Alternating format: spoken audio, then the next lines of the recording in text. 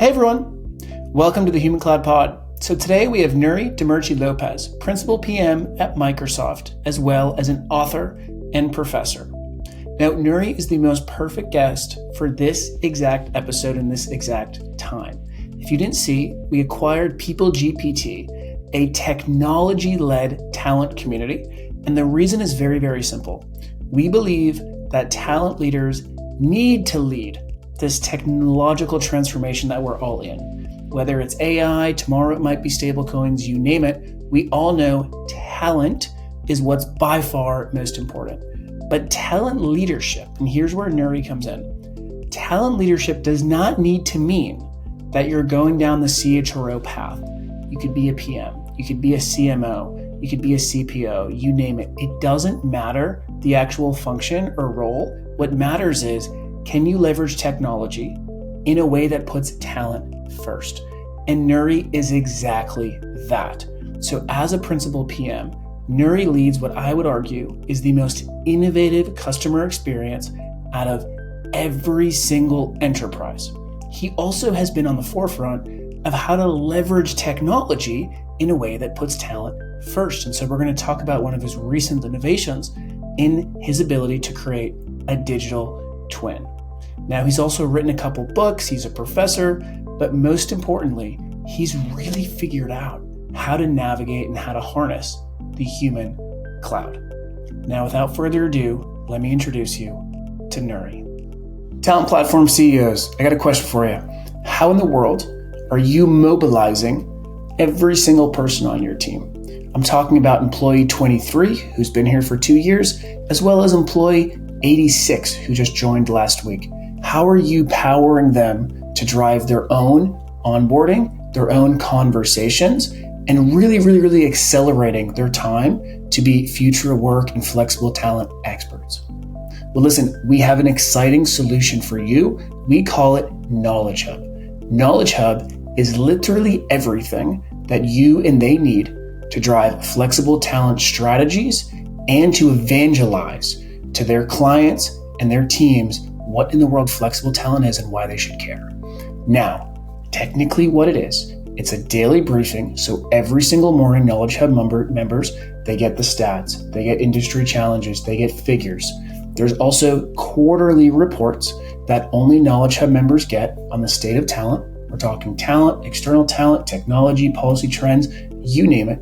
And it's all customized for you. So you can build up. And so day 1, you're going to have a little bit of knowledge. Day 10, you're going to have a ton of knowledge. And by day 100, everyone in the organization is going to be building up their collective knowledge hubs. So I want you to check it out right now and tell them Matthew sent you. Nuri, so thank you for hopping on. Listeners, if you don't know Nuri, look at his last episode. You were top 3, by the way, for all of last year. So you got some big shoes to fill of your own shoes. And so good luck, Nuri. But for you listeners out there, if there was a Mount Rushmore of enterprise leaders actually scaling freelance solutions and distributed talent solutions, this is the guy, right? So Nuri, this episode, as I mentioned, we're just going to get straight tactical. And for those, if you're wondering about his journey, go listen to the first episode, right? So let me ask you a question, a funny question to start this off, Nuri. And for you listeners out there, we're filming this on February 20th. Nuri, this will go out mid-March, so early mid-March, by the way. So from your vantage point, Nuri, I'm going to ask a really funny question. How are you feeling? And what I mean by that is, do you feel better than we were when we talked last year? Do you feel worse? Oh no, the world's going to shit. Freelance is a total fake out. Just very broad and open-ended, Nuri. How are you feeling? Yeah, thanks for having me, Matt. And since the last episode, I think things didn't change so much because I really see that there is a huge inertia towards freelancing. So there are 2 things that I'm noticing. And recently I was in the ProcureCon in Berlin, where I met a lot of enterprises, and also I met a lot of freelancing platforms and also some business people. where I can kind of confirm what I'm going to say. People are going more and more to freelance. That's the first thing on my mind. So it is growing. As a matter of fact, I think it's around 47 to 50% of the global workforce that we know about is in some form in shape doing freelancing, myself as well. But the second thing that's good news is that companies are hiring more freelancers. So that's what I see. So freelancing kind of came to a point where I think it's going to be like maybe 60-40 in the future, near future. That's my prediction, my own prediction. But talking to many companies, there's a lot more interest, but also there's a lot more penetration of hybrid workforce as freelancers in those organizations. Not only big enterprises, make no mistake, in small businesses as well. So I think it's going towards the right direction. I think there are a lot more to be done, especially from a government perspective, because this really needs to be regulated properly across the globe, right? So, yeah, a little bit long answer to your short question. I'm very optimistic. I'm really happy to see that all of this movement that you guys, especially you, John, have started several years ago, is really getting, people start to really understand this and jump in the train. So that's very good. That makes me feel good. Now I'm going to build off, your time at ProcureCon, and that's what it was, right? It was ProcureCon over, and where was it? Was it Berlin? Okay, so one, tell us about your talk, the title, the description. Tell us about what you did, but then also the question I'm going to have after is related to how does this fit into the broader talent ecosystem, both internal, external, because ProcureCon, right? Obviously procurement folks. But that's going to be one of our topics as well is, okay, like, should we stop saying freelance and just say this is talent? And if someone says it's not freelance, then we just go, well, then you're pretty dumb if you're not including it. But I digress. Tell us about what you talked about at ProcureCon. Yeah, there was a great fireside chat on how I just started my journey in this like 8 years ago. I talked about the anecdote that I had, and it's really a story. So when I was in a taxi and talking to a taxi driver, and the taxi driver, who was an Uber driver, inspired me on, money flow, opportunities, and, equality, all of those kind of things, and just started with that kind of conversation. And we continued on the impact of AI in the freelancing space, not only from a freelancing perspective, but also from the recruitment perspective. In that room, there were procurement specialists, there were businesses, there were freelancing platforms, but there were also a lot of MSPs, right? Managed service providers. So when we came to a point where I started to talk about, I'm going to answer your, two questions in one. There was a lot of interest post the conversation fireside chat and talk on how MSPs are also leveraging freelancing platforms to meet the demands. So there is this MSPs. There are several different ways to get resources, right? There are companies that are hiring. There are MSPs. There are several different other platforms. There are freelancing platforms. But what is really unique and I really liked about this, hey, MSPs are also starting to leverage freelancing platforms. Yeah. And that's an amazing thing for me. That's kind of, poof. And that was after the conversation. And then, of course, there were a lot of questions coming in on, what do we suggest for enterprise leaders or even small business leaders? What do I suggest them to start engaging and working with freelancing platforms through MSPs or directly themselves with a freelancer as well. So we talked a little bit about the security and Microsoft's excellent, extraordinary technology to make sure that, if there is access that is needed to, corporate backend or systems or data, Microsoft has great solutions and other companies have also too. So that was kind of what we really talked about. Freelancing, we have you remember in our first chat in the podcast, we were talking about, hey, how do you call this kind of people? Is it gig? Is it human cloud? Is it what? Is it crowdsourcing? Is it what? So For me, it's really still, and it is really aligned to my book as well, the word that I invented, which is, for me, it's flex pro. It's flexible professional. And those professionals are based on skills. And when you look at how this is going to evolve, there's going to be a lot more AI. We can talk about it in the podcast if you want. And I would like to talk about it. And there are a lot of very interesting things which are going on in that area. But, people were asking, how can we get there? Are they part of our workforce? And my immediate answer is, yes, of course they are. They will be more and more. If you as a company, no matter what company, don't have a hybrid strategy, like you have your full-time employees, you have your vendors, you have people coming from MSPs, and you need to have the skills that is going to be scalable and very cost efficient to integrate to your workforce. It is part of your workforce, and it's more and more going to become part of your workforce. Mm.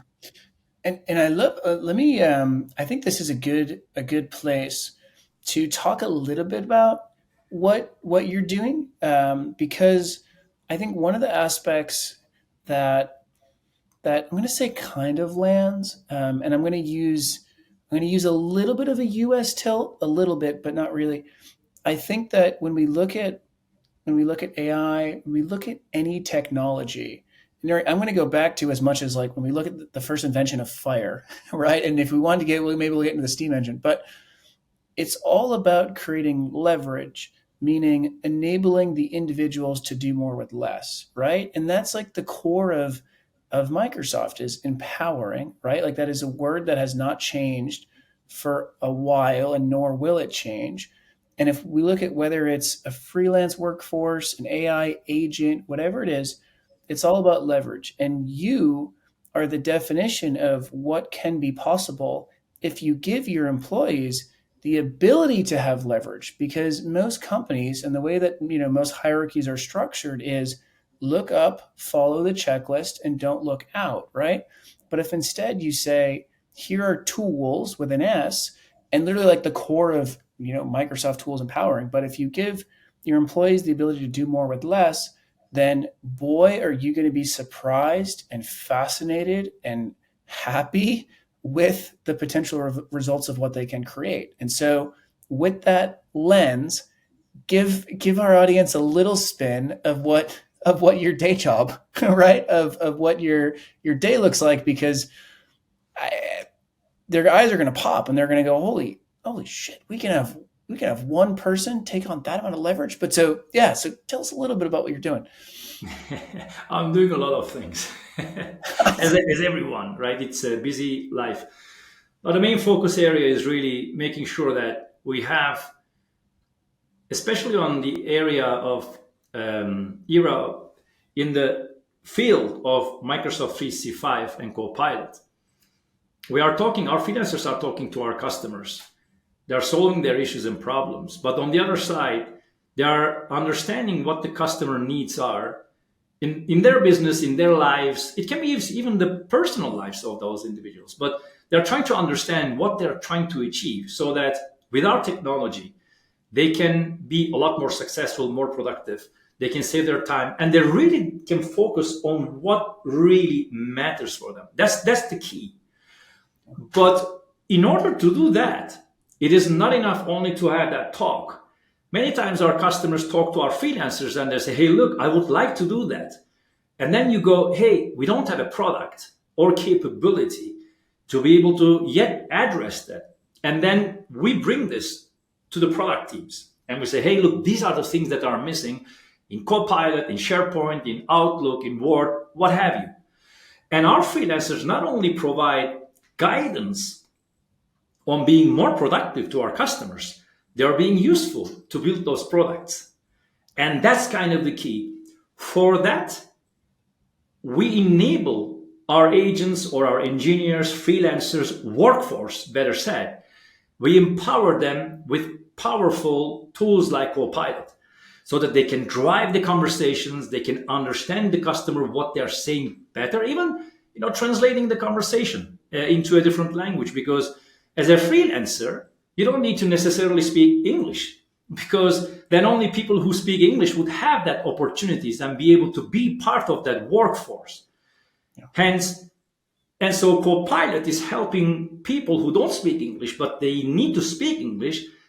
It helps in their daily lives. There is no stress. It's all fluid. So that's kind of the core on what we are doing. So how we are leveraging in our organization, the freelancing workforce that we have. And what is really amazing, we talked about it in the previous episode, I think, Matt, is that they really, really understand the culture of the company, what we are trying to achieve, empowering every individual and every organization in the planet to achieve more. When you talk to a workforce member, freelancer in Kenya and US, they immediately say that to you. And you say, hey, look, I think that we are doing something the correct way and the right way. Managing and talking to those freelancers, learning a lot from them. Many of them are really experts on AI, a lot more than me. And I've been, 21 years in Microsoft already. And I'm still learning. It's really amazing, the skill set that they bring. It's really, really working well. So that's, basically what we do. Yeah. And let me highlight too. I mean, for you listeners out there, Nuri's not talking about a group of like 5 freelancers, right? So this is not like a marketing team that has one designer that's a freelancer. We're talking about scale, okay? We're talking about, you said we're talking about hundreds of freelancers and pure freelancers. Also not like just going to an agency and basically saying you handle it all and I'm going to say it's freelancers, but really it's an agency doing everything. So what you're doing is transformative. I intentionally don't say disruptive or revolutionary because it's actually very safe, right? It's legally and everything. It's actually one of the safest models out there. But so I just want to make sure I highlight, this is not you going through one agency doing everything and then saying, look, we have this freelance. No. You're actually solving the root problems. Now, let me ask you a funny question. When you started this, what was your original hypothesis? Was the hypothesis, hey, freelancers are just better? Was your original hypothesis we're going to have more productivity? Was your original hypothesis was this is going to work well with 5 freelancers, but we can't go beyond 50? Or was your hypothesis, yep, this is going to replace it? What was your original hypothesis and how has it changed? Yeah. When I talk about this, really, I get very emotional, by the way. So I'm not going to talk about rational things. I'm going to mix some rational things there as well. But, the main hypothesis and why I, put my neck on this, because, you need to navigate a lot of legal, security, compliance, a lot of work in being out there. So from that perspective, it's pretty secure and well prepared and well baked. But my hypothesis is that through this, we could provide job opportunities to everyone who wants to work and who has the skill set in the planet. So work going to the people, not people going to work, right? So the hypothesis, the real thing behind this was, hey, how can money flow equally across the planet as well, right? So that was the real purpose. And then there are secondary things, of course. I had the pleasure to work with a couple of Spanish freelancers in my previous role in Microsoft. And I said, hey, it's amazing. So I needed a skill, right? Yeah. And that person provided the skill extremely fast, efficient. So my hypothesis was that could this be done at scale? And could we find those platforms that can give us this quality of people across the planet? Because it's different when you are in Spain and you are even, sitting down with a freelancer doing a project and it's really fun. But then the hypothesis was that we did believe that this can be done at scale across the globe. Skills can be matched, agility can be obtained, and this can be done on a very cost-efficient manner. And, it's a combination of the emotional part of it that I talked about, but also the rational things that we said, hey, this could be done. And as a matter of fact, Uber did it, for God's sake. They did it. It's a different model. It kind of different things, the skill that, you need to drive. And then, of course, They started to create their line of businesses. When you look at our freelancing model, we also have different lines of businesses, different freelancers providing different type of services. But the theory was that we can get the skill set, we can define the skill set that we need. We can get the skill set at any time, 24 hours from any place in the planet, and we can just make them happen and marry those two things with our secure tools. And on top of that, we also wanted to see how we can build and what are the needs that we would have to build those secure systems, which afterwards, when Copilot arrived, was a lot more secure, because Copilot is doing a lot of things in terms of security, compliance, data sharing, data monetization, or whatever. So, the model is amazing. And at the very initial stages, we're talking with my wife, say, hey, look, this is the vision, this is what. And she goes and said, and, typical business thing, right? Say, hey, you could model it, package it, make it happen, and you can just replicate it across the planet. Any customer could do that. And I think, Matt, this is where we are. Our stage is more or less there. So we are seeing the replication of all of this type of model. The freelancing platforms that we are using, that we are leveraging, they're learning this model, and they're also replicating those models with other customers. And Microsoft also benefits because we are able to expose our great productivity tools and AI tools to those companies that are leveraging the model that we have, which is kind of, I think, an amazing story to tell. No, so I'm gonna tell you something that is, and you listeners are like, well, yeah, I know, but you don't know it yet. So between now and then, this episode going live, before you is going to be NASA, and then after you is actually going to be the full U.S. Department of Defense. Now, I tell you that because 3 years ago, imagine saying that, hey, a government, any of them is going to put the freelance economy, number one, they're going to make it public. And number two, they're going to actually strategically invest in it. We would have got laughed out the building, right? It just wouldn't have happened. But to your point, the playbooks are here. The use cases are here. It's now more so an execution play rather than it's still an education play, right? But it's less so, hey, we're inventing, and more so we're executing on what others have done. And I'll tell you, for you listeners, you're going to get a little bit of preview, but the U.S. Department of Defense, and this is everyone, right? This is Army, Navy, Air Force, you name it. The way that they talked about it, and we recorded this a couple weeks ago, the way that they talked about it was insane, Nuri. What they said was, and honestly, I'm going to kind of rag on you being in the EU, but what they said was, we are going to create a whole nation of collaboration built by AI agents that can facilitate the right people working on the right problem, no matter where they are in the globe. And this was deeper than remote. This was, hey, terrible thing happened across the world.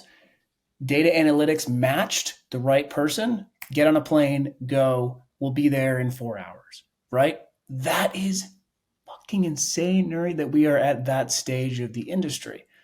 Now, let me ask you an interesting question, which is, what does have to go right? What possibly can go wrong? And if you were 8 years ago, Nuri, in your shoes today, what are some of the things that you're just like, hey, boy, are you lucky that now this just has to happen? And one might be, well, you just have to nail the use case, right? You might have to nail the fact that it's customer experience. You might have to build the right freelance community. But what are some of the patterns that you're like, you must get this right in order to, successfully scale a freelance workforce? Yeah, I mean, this is a tough question, and to be honest, Matt, because when you look at the ecosystem, there are tons of freelance service providers or freelance resource providers, tons of them, and many of them are just kind of places where someone posts a job, it's a job description, someone just applies for that, and then still there's a lot of manual work on selecting that individual. most of the times the reviews that you see on those platforms are just, you know, I don't trust them personally too much. The work that is being done through the platform, the communication is not monitored by AI, in terms of speed, quality, efficiency, or whatsoever. So for me, the first thing that needs to happen so that we can go to this place is that, I'm going to be a little bit provocative in this episode. Today, if I want to create a server, any type of server in the cloud, within 20 seconds, I have a server in the cloud. Today, if I want to hire a freelancer through a freelancing platform, although it's a lot faster, a lot easier than typical recruitment cycles, MSPs, whatever, it still takes some time, and you are not able to see if the person that you are hiring really has skills that are proven to be true by certifications, blah blah blah blah. So, sanitization of the freelancing platform is a must. So you have freelancer platforms that are like hundreds of thousands of people. You don't know who they are, you don't know if they're active, you don't know if they're available, you don't know their skill set, you don't know if their profiles have been updated, yes or no, you don't know if the reviews are true or false, and you just find your way. So there are more than 300-400 freelancing platforms. Some of them are very specific. I like to work with, especially one of them, and I'm not going to tell about the name, but they're really, really very sanitized. So you just go there, pick up the person, and that person really is expert and has the skills. So the first thing for me, and step one, sanitization. But I think step two needs to be a globalization. There needs to be a global freelancing cloud owned by whoever, I don't care, where AI is going to see who is doing what, who is performing how, and there are going to be agents in that place. And whenever me as Nuri would like to get a freelancer for a specific job, I wouldn't want to go and talk to a bot in the cloud to get my freelancers. I'm going to talk about this to my own bot that knows me, that knows my business, because we've been chatting for a long time with that bot. I say, look, I would like to get that person, go and get that. And that is going to go and find, talking to that big cloud of resources proven, and they're going to negotiate the contracts. They're going to, even the freelancer will need to have their own bots that are going to negotiate contracts with my bot, and then sign the contract and start doing some work. But for that, one, freelancing platforms need to be sanitized. Second, mindset of the individuals who are hiring and recruiting. It can be in the enterprises, it can be in freelancing platforms, it can be in whatever. The mindset needs to change. Their mindset needs to change. There is a lot of resistance, Matt, in terms of looking at a freelancer as an alternative or as a new way of sourcing.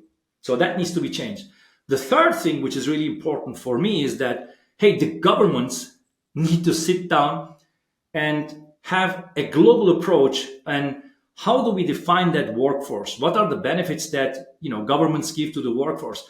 Because in the core definition of a freelancer, what we are talking about is flexibility. So you can work from US today as a freelancer and do some work, and then you can come to Spain to do some work from Spain, maybe 3 months, 6 months, whatever month. So how do we regulate that? How can we make sure that when you're coming to Spain as a freelancer on a project, you have the rights on social security or things or benefits, right? How does it count to your, historic of your work? So all of those things that there are, again, the question that you asked is really great. Again, it's not easy to answer, but I really think that platforms like Human Cloud, your platform, needs to keep on driving the awareness, driving the challenges, the opportunities, talking to the enterprises, talking to the freelancing platforms, and in some form and shape that needs to really be a global thing, because freelancing is not location specific. So you cannot define the rules of something which is not location specific. Yeah. Right?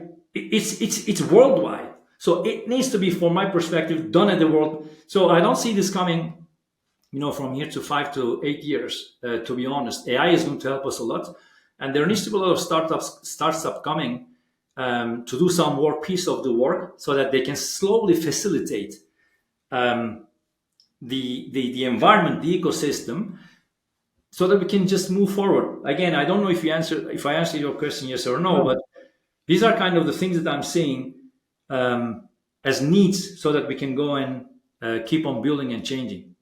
So I'm going to give an analogy, but the next question is going to be related to the mindset of what does a good mindset look like.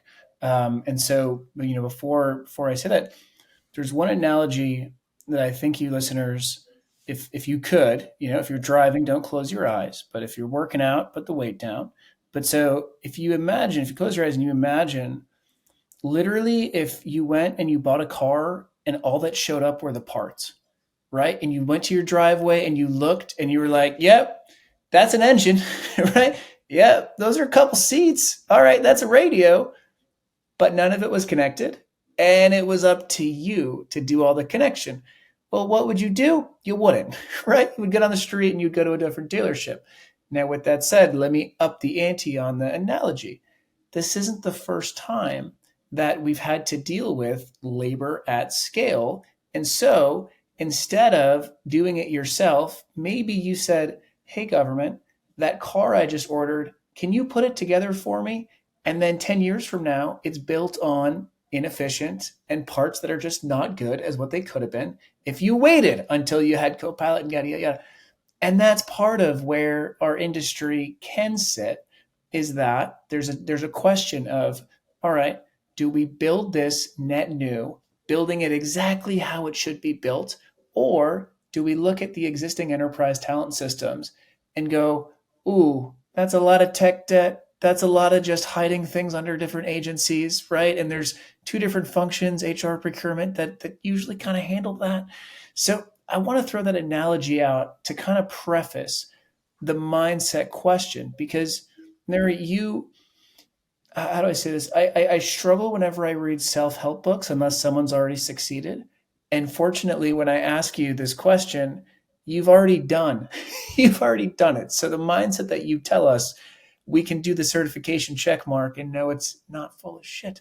But so let me ask you, Nuri, when you say mindset, define that for us. I mean, the mindset is mindset of management or leaders. Like, I'm a business person and I need to do something.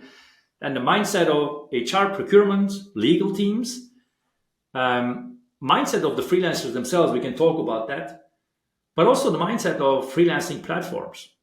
I will start from the last one, because today, and I like your analogy a lot, Matt. So today, if I need to build a project that needs a mechanical engineer, someone who knows AutoCAD, someone who is a great electrical engineer, or whatever, right? So I need like 6 people.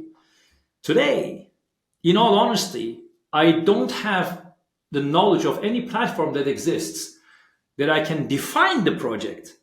And the platform is going to give me the best 5-6 people with different skills that can work together seamlessly, right?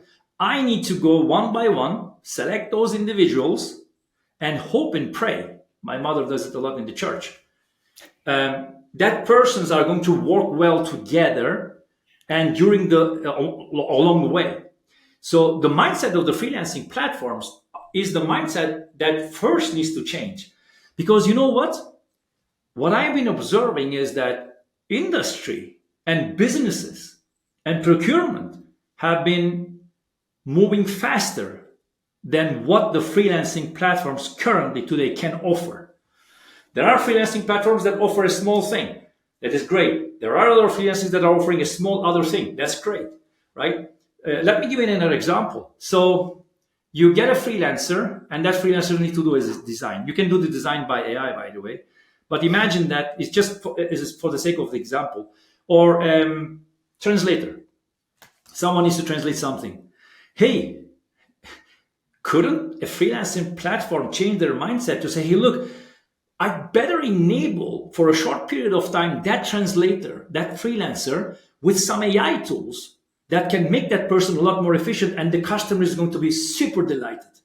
It's good for the freelancer, it's good for the freelancing platform, it's good for the customer, it's good for everyone. So how can the freelancing platform, with all of my respect, start the momentum, start the inertia on thinking about all of those things? So that's the first thing. Another mindset is that, hey, let me do it the way that I've always done it, the secure way. Hey, let's do it not the easy way. Let's do it the right way. For us to do the things the right way, you need to open your eyes and you need to search how work, the definition of work, the definition of workforce, the definition of how AI is changing work and workforce and even leadership of the future. You need to see, as a leader, manager, procurement, HR, you need to investigate how this is changing very fast. And if you're not adapting to that, so first you need to do your research and you need to understand what are the options that I have, because there is a lot of options that I have. And it's like an analogy. Yeah, in my small village, I have horses to go from one place to the other. And the main reason I'm not changing ever is that I never went to the next village where there are cars. I never know it. Hey, you'd better do it. Otherwise, you'll just keep on riding on your horse. So that is the mindset that people need to change. And the mindset that a freelancer might be a potential threat on data, compliance, or whatever. Hey, again, there are so many tools. Microsoft has wonderful tools. We can talk about the technicality of this in another podcast, that can enable anyone working in the planet remotely to do secure work and to have your data secure. And also some freelancing platforms have additional security layers that can complement your enterprise or your company so that you are really safe. If someone is really a bad person, that person, it doesn't matter he or she is a freelancer or a full-time employee. I read a book recently about its name is Team of Teams. It's a wonderful book. It talks about the Iraq War and how things changed there. And it was talking about a soldier that was, stealing data. It's public. That was stealing data from military. And this person was a soldier. He was stealing data in a disk that was labeled as Beyonce. And people thought that they were songs, but they were not. So if you're malicious, you're going to do it anyhow. So we need to be a little bit more open and flexible, and also help. We shouldn't go with the flow. We should help define the next way of doing work in the world. And AI is now a catalyzer for us. And pandemic has also been a catalyzer, to be honest, to be able to achieve that goal. So these are kind of the mindset. And also the freelancers. So, freelancers that are really great in updating their profiles and skills and et cetera and et cetera. And there are freelancers that don't really reflect what their real skills are. I mean, I saw a freelancer that claimed that, in this case, he was knowledge about astronaut. He could, fly a rocket. And I was going like, hey, how serious can this be?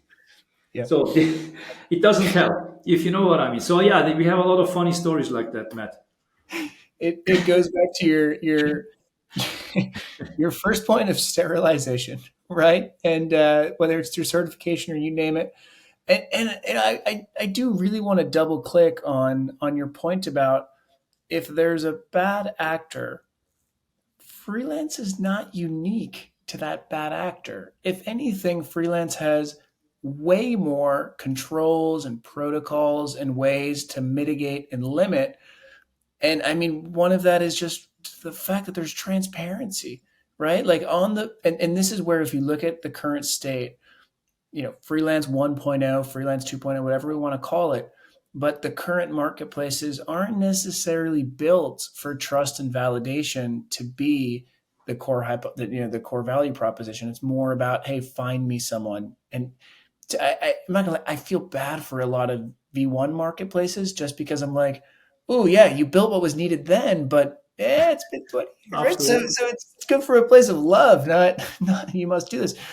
Um, Now, I wonder when we talk about, so we're going to dive into the state of AI, right? Because this is really, really, really where you've been able to thread two needles here. Is that most people get stuck in just talking about the tech, or they get stuck being the business person fooling everyone based off the tech, right? And you've been able to do both.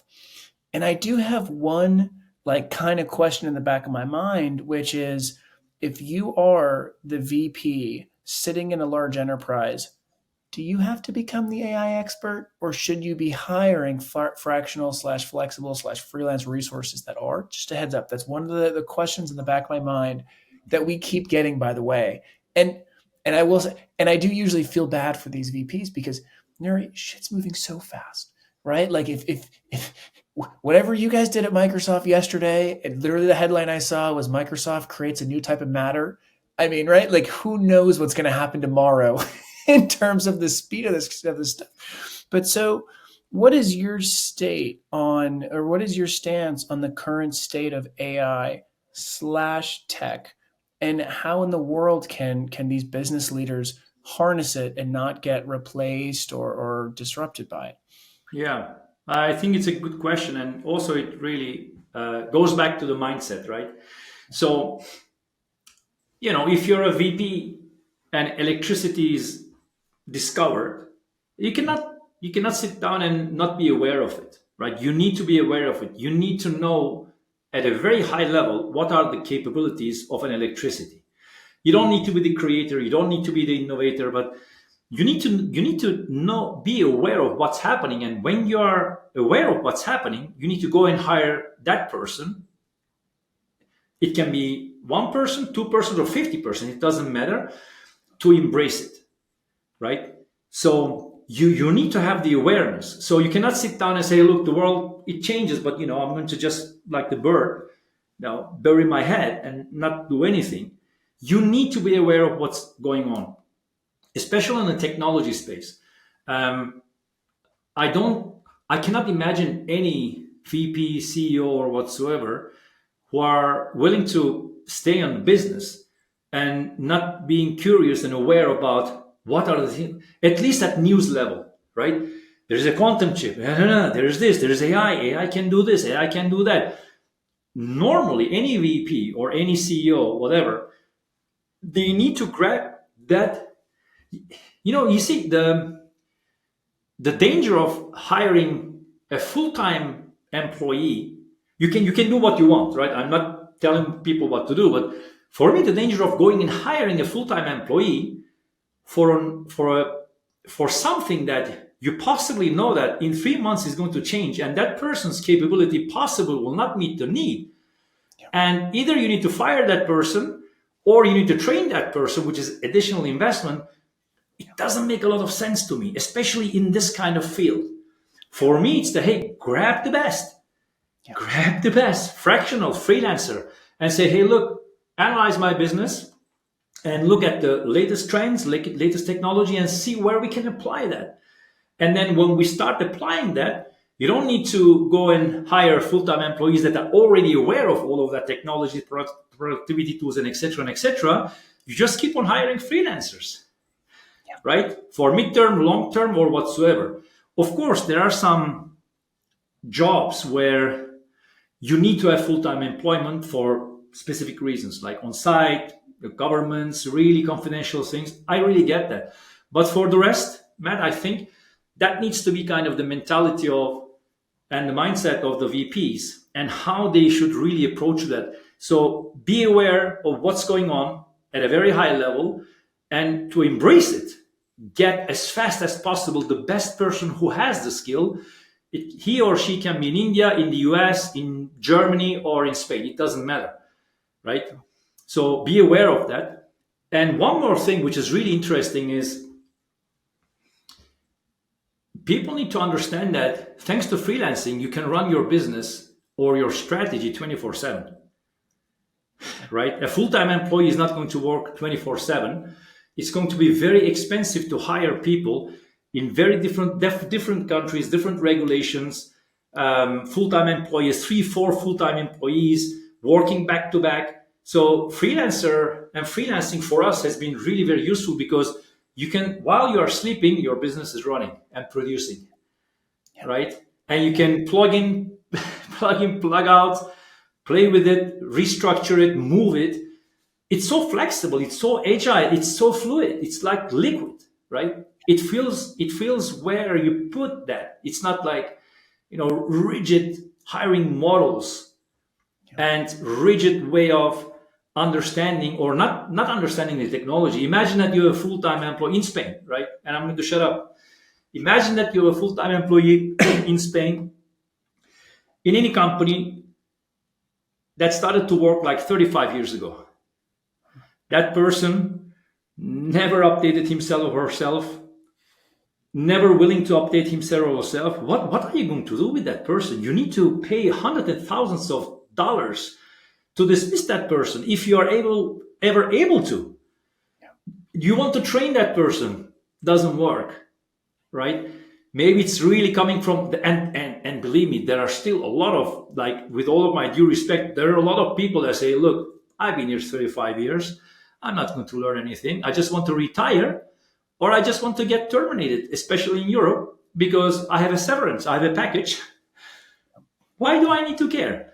And this kind of thing is really changing. That's the reason why I really see the value, even from that perspective, for that vice president that you're talking about, and I respect a lot, to also be aware of the power that a freelancer can provide to you and to your organization.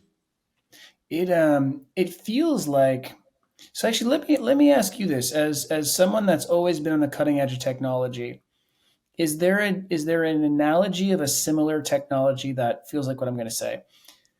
It feels like a lot of the current reasons that freelance and we'll call them, like, these freelance platforms, a lot of the reasons that people say they won't work are actually the exact reason that they'll be better than full-time answers. And so, for example, you mentioned one of the, hey, maybe if it's on-site government work. Well, my answer is actually, well, that's why you ever more should have a freelance model, because you're going to have higher transparency, higher visibility, a more efficient match, a more efficient merit of record, right? Or agency of record. And so to me, freelance, a lot of times I go, well, then that's why you should do freelance versus That's others. right. That's a I, very good. I'm not going to lie, I've still yet to consider a scenario when it doesn't make sense to me to start with freelance. And even like another big one we always hear is, well, what about our leadership pipeline, right? How do we have a leadership pipeline if we have a company of freelancers? And you go, oh, and then I go, all right, well, now you have the best record of merit that you ever could. And so guess what? Your CEO might have started as a freelancer, showed their skill set, showed their impact, showed how aligned they were with the culture. And now guess what? In the next 10 years, they become CEO, and they might have done it quicker because they had the freelance, record of merit to back them. Nuri, one, am I crazy for saying that? But two, I mean, what other have other technologies had to deal with this kind of, just like, I don't know what I'd call it, like the well duh slash flipping it on its head, right? A lot of these answers. Um, Skills, job titles, and then job descriptions. We match them, and we say anyone who matches this, that person is secure, and that person is good to go. And then when we try to prove, it's difficult to prove. Either you need to do an interview. That I'm coming to your question, right? For me, technologies like blockchain needs to be incorporated to anything related to human resources.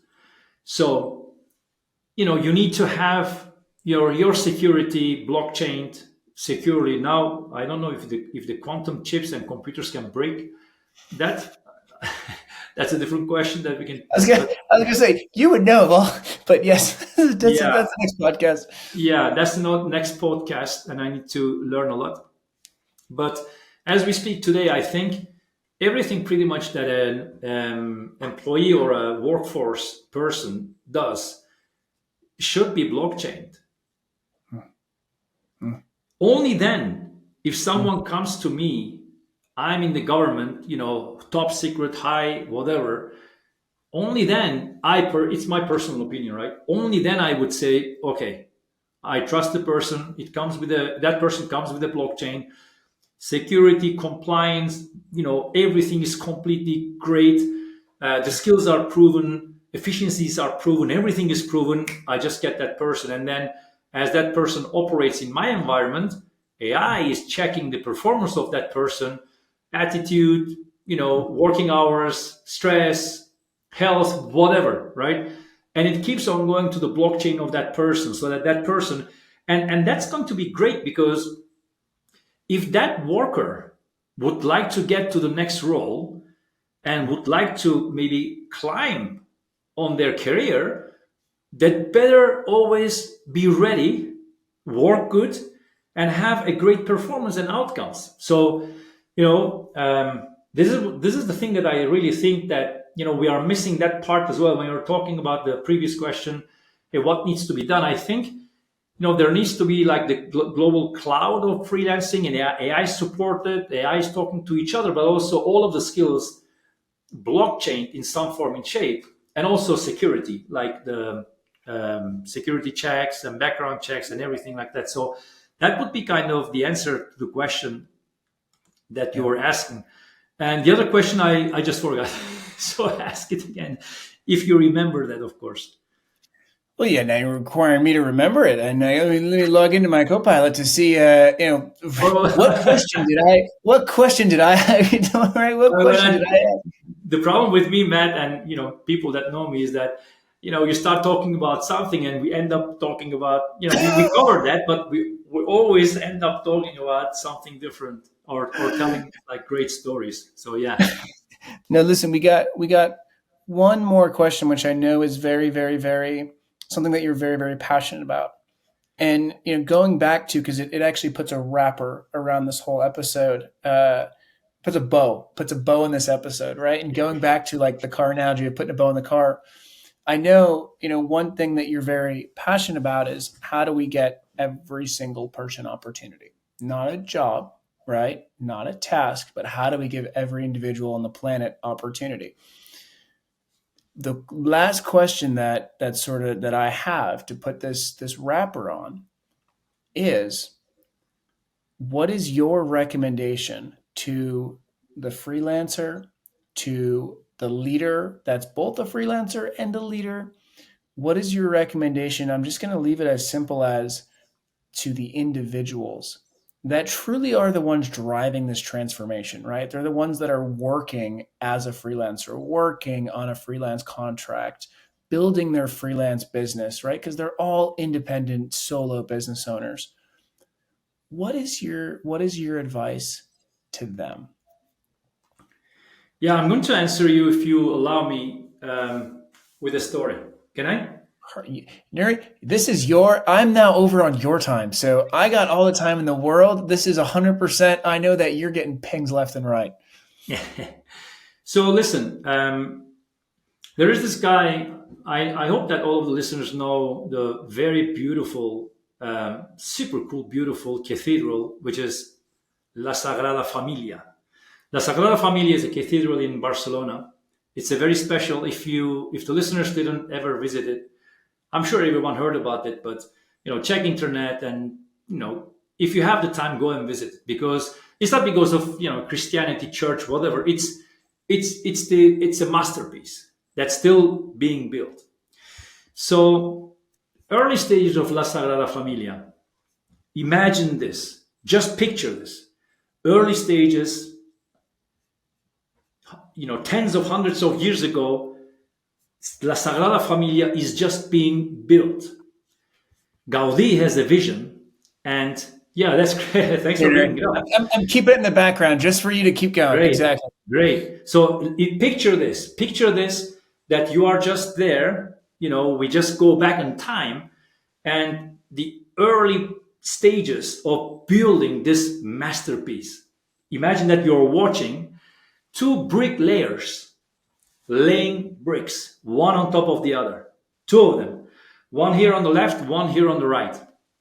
And then there is this old person, which is Gaudi, who is the person that envisioned the architect.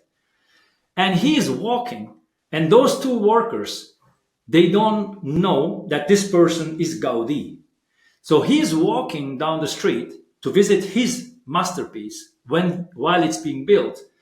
One of the workers is just laying bricks, sunny, sweat, heat. Yeah, I don't want to be here, so he's just laying down bricks, right? And the other one, as a matter of fact, is laying down bricks and he's singing while he's laying down bricks. He's exactly doing the same thing. Possibly they're going to be having exactly the same wage. Gaudi asks the first bricklayer, "What are you doing?" And the answer of the bricklayer, he's laying down bricks very nervously. He's not happy. He says, "I'm laying down damn bricks." That's the answer of the first worker. And he says, "Thank you." And he goes to the second one, laying down bricks, singing, happy. And he asks that person doing exactly the same thing as the first, "What are you doing?" And the answer is, "I'm building a cathedral." That's the mentality that any freelancer, any fractional, any freelancing platform owners, any managers, any MSPs, any partners, any companies, that's the mentality they need to have when they are talking about freelancing.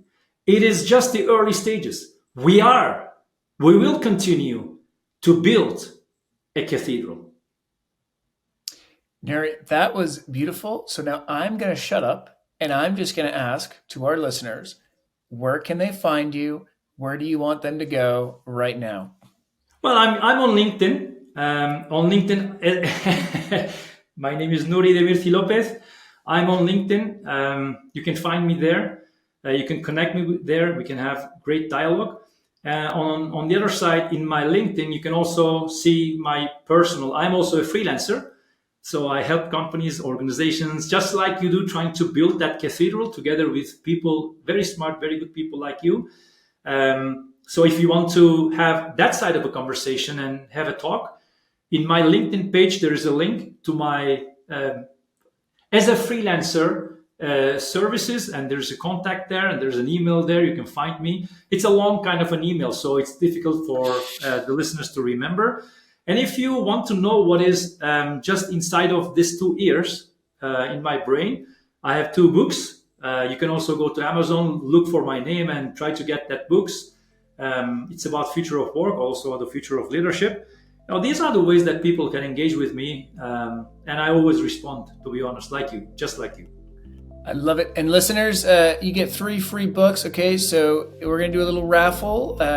Get his book, leave a review, and then give us an email, and there's a raffle for 3 free books. Nuri, twist my arm, but we'll even make it 3 for each book. So technically 6 free books, all right? But listeners, go out there, read. And Nuri, as always, I think you might get the top spot again this year. It's up to you, listeners, whatever you listen to and vote on. But Nuri, thank you so much for hopping on. Thanks for having me, Matt. Till the next time.